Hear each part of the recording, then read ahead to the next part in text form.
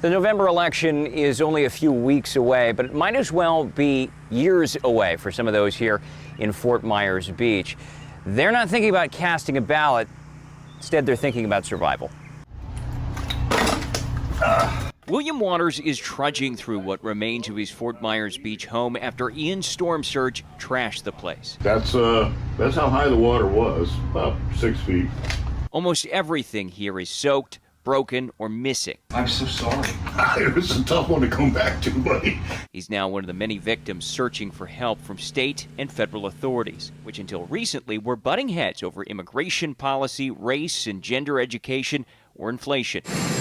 But President Joe Biden and Governor Ron DeSantis appeared to put aside their political rivalry Wednesday, shaking hands during Biden's visit to Lee County. The president also toured damaged coastal homes and businesses by air and later met with impacted Floridians before a brief press conference. I'm sure it's much worse on the ground, but you can see a whole hell of a lot of the damage from the air. Biden vowed to work with DeSantis, a potential 2024 challenger, and other state Republicans to keep federal aid flowing, saying recovery comes first. Today, we have one job, and only one job, and that's to make sure the people of Florida get everything that they need to fully, thoroughly recover. We're one of the few nations in the world that, on a basis of a crisis we face, we're the only nation that comes out of it better than we went into it. The comments follow an expansion of Florida's disaster declaration greenlit by the president earlier in the day.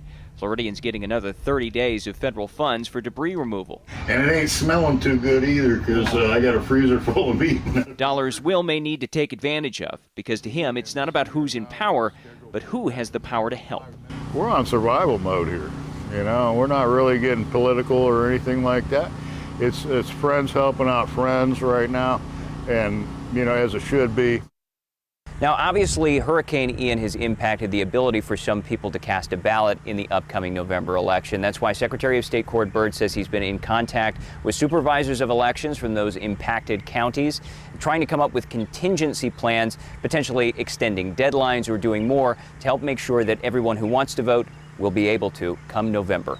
That's the latest out here in Fort Myers Beach. I'm Forrest Saunders reporting.